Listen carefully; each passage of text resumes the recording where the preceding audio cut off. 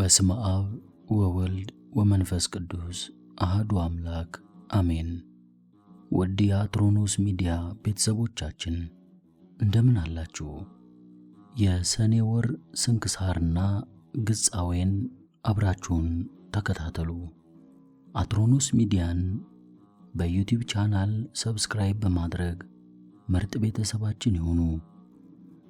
ይህንን ቅዱስ ቃል ዓለም ሁሉ እንዲሰማው ለወዳጅ ዘመዶ ያጋሩልን። ሰኔ 6 ሁለተኛው የሐዋርያው የቅዱስ ጳውሎስ መልእክት ወደ ቆሮንቶስ ሰዎች። ስለዚህም አስቀድመው ወደ እናንተ መጥተው በቅድሚያ የተናገራችኋትን በረከታችሁን እንዲያዘጋጁ ወንድሞችን ማለዱ። እንደዚህም የተዘጋጀ ይሁን፣ በረከትን እንደምታገኙበት እንጂ በንጥቂያ እንደተወሰደባቸው አይሁን።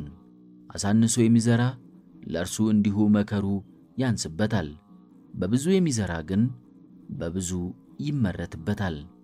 ሁሉ ልቡ እንደወደደ ያድርግ፣ በደስታ ይስጡ እንጂ በግድ አይሆንም፣ እግዚአብሔር በደስታ የሚሰጠውን ይወዳልና።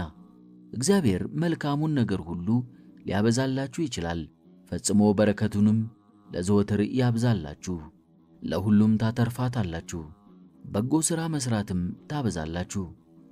በተነ ለድሃም ሰጠ፣ ጽድቁም ለዘላለም ይኖራል ብሎ መጽሐፍ እንደተናገረ እርሱ ዘርን ለዘሪ ይሰጣል፣ እህልንም ለምግብ ይሰጣችኋል፣ ዘራችሁንም ያበዛላችኋል፣ የጽድቃችሁንም መከር ያበጃል።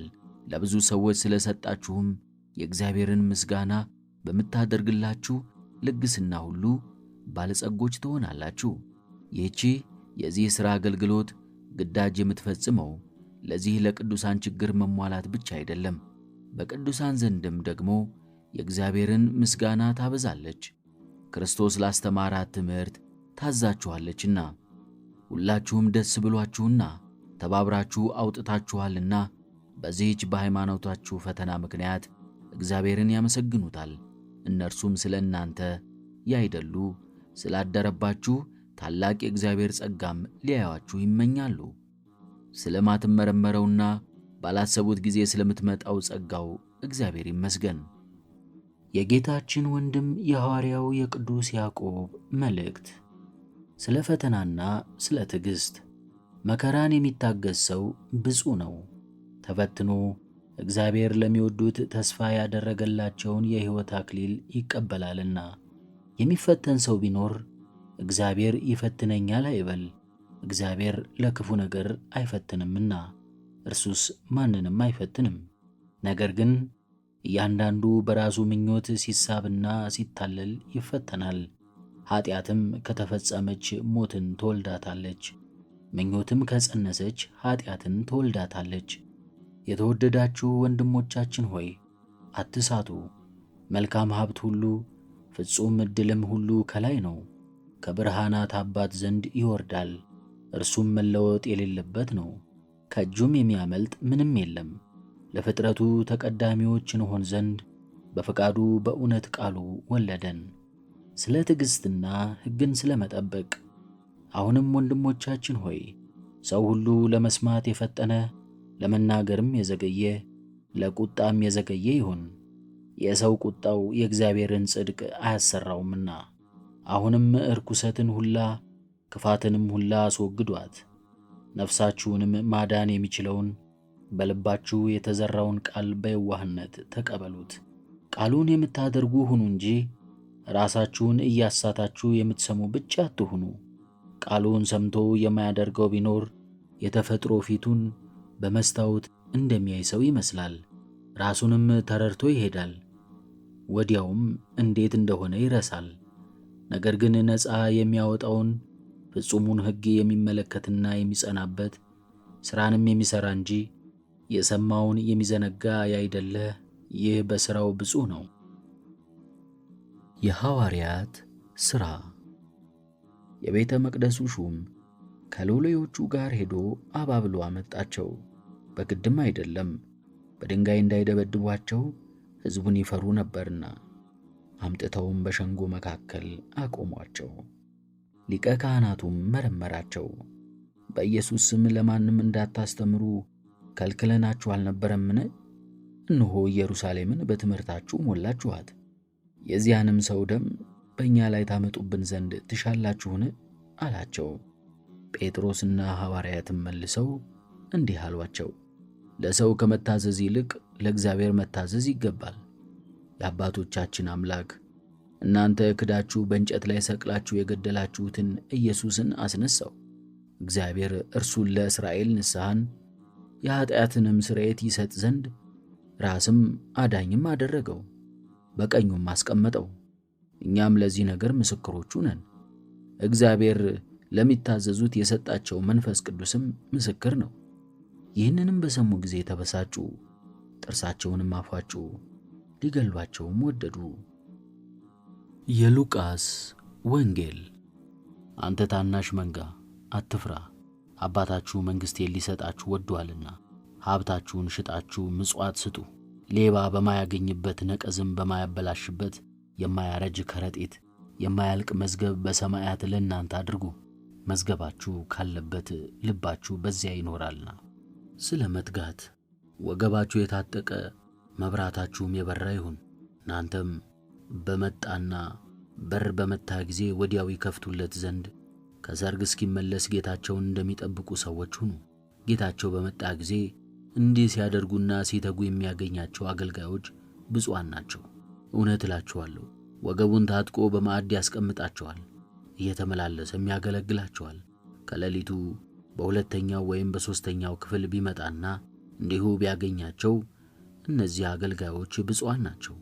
ነገር ግን ይህንን እወቁ፣ ባለቤት ሌባ የሚመጣበትን ጊዜ ቢያውቅ ተግቶ በጠበቀ፣ ቤቱንም እንዲቆፍሩት ባልፈቀደ ነበር።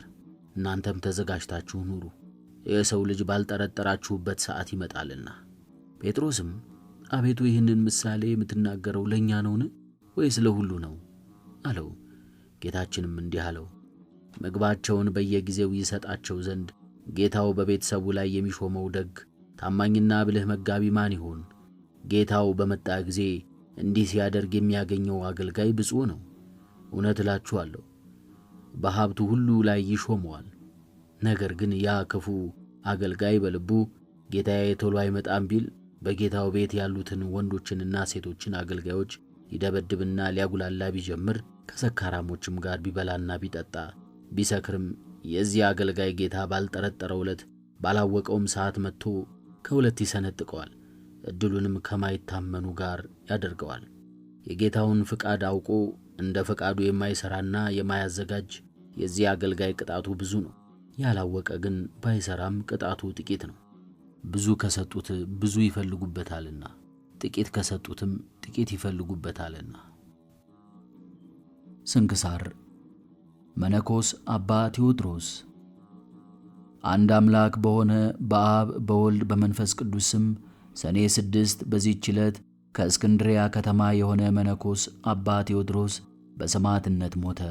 ይህም የታመነና ንጹሕ ቅዱስ ተጋዳይ በእስክንድርያ ከሚገኙ ገዳማት ባንዱ በመልካም ገድል ተጠምዶ ኖረ። ታናሹ አርዮሳዊ ቆስጠንጢኖስ በነገሰ ጊዜ አርዮሳዊ ጊዮርጊስን በእስክንድርያ አገር ሊቀ ጳጳሳት አድርጎ ሾመው። ሐዋርያው ቅዱስ አትናቴዎስንም ከመንበሩ አሳደው። ይህ አርዮሳዊ ጊዮርጊስም በማርቆስ ወንበር ላይ ሲቀመጥ ያን ጊዜ በአርዮሳውያንና በእስክንድርያ ምዕመናን መካከል ታላቅ መተላለቅ ሆነ። ሃይማኖታቸው የቀና ብዙዎች ምዕመናንም ክብር ይግባውና በጌታችን ኢየሱስ ክርስቶስ ስም ተገደሉ። ከዚህም በኋላም ይህ አርዮሳዊ ጊዮርጊስ ስለ አባ ቴዎድሮስ እርሱ አርዮሳውያንን ተከራክሮ እንደሚያሸንፋቸው ከቅዱሳት መጻሕፍትም ማስረጃ በማምጣትና በማስፈረድ ያሳፍራቸው ነበር። ያን ጊዜ ይህንን መነኮስ አባ ቴዎድሮስን ይዘው በየአይነቱ በሆነ ስቃይ እንዲያሰቃዩ ታዘዘ። እንዲሁም አደረጉበት፣ ግን ምንም ጉዳት አልደረሰበትም። ከዚህም በኋላ ኃይለኞች ሯጮች በሆኑ ፈረሶች ላይ እግሮቹንና እጆቹን አስረው በሰፊ ሜዳ ውስጥ እንዲያስሮጧቸው አዘዘ። ይህንንም ባደረጉ ጊዜ ሕዋሳቱ ሁሉ ተበጣጠሱ፣ ራሱም ተቆረጠች። እንደዚህም ሆኖ ነፍሱን በእግዚአብሔር እጅ ሰጠ። 3 አክሊላትንም ተቀዳጀ። አንዱ ድንግልናውን ጠብቆ ስለ መመንኮሱ፣ ሁለተኛው ሃይማኖትን ስለ ማስተማሩና ተከራክሮ መናፍቃንን ስለ መመለሱ፣ ሦስተኛው ስለ ቀናች ሃይማኖት ደሙን በማፍሰሱ ነው። ከዚህም በኋላ ምዕመናን የተቆራረጡና የተበታተኑ ሕዋሳቶቹን ሰብስበው በሳጥን ውስጥ አደረጓቸው። በዚህች ዕለትም መታሰቢያ በዓሉን አደረጉ። እንደ ሌሎች ቅዱሳን ሁሉ የምስጋና ድርሰትንም በሮማይስጥ ቋንቋ ደረሱለት። በጸሎት መጽሐፋቸውም ውስጥ ጻፉት። ለእግዚአብሔር ምስጋና ይሁን። እኛንም በዚህ ሰማዕት ጸሎት ይማረን፣ በረከቱም ከእኛ ጋር ትኑር ለዘላለሙ አሜን። አውሳባዮስ፣ ታማን፣ ሐራዋግና ባኮስ። ዳግመኛም በዚች ቀን አውሳባዮስ፣ ታማን፣ ሐራዋግና ባኮስ የተባሉ የሀገረ እስና 4 መኳንንት የዕረፍታቸው መታሰቢያ ነው። እኒህም ቅዱሳን ለእስና ሀገር ምሰሶዎቿ ነበሩ፣ ጸሐፊዎቿም ነበሩ። ለብዙዎች ድሆችና ምስኪኖች ይመጸውቱ ነበር። ወደዚያች አገርም መኮንኑ አርያኖስ ዳግመኛ በተመለሰ ጊዜ እኛ ክርስቲያንን ክብር ይግባውና ሰማይና ምድር በጸኑበት በጌታችን በኢየሱስ ክርስቶስ እናምናለን በማለት በግልጥ በፊቱ እየጮኹ ተቀበሉት።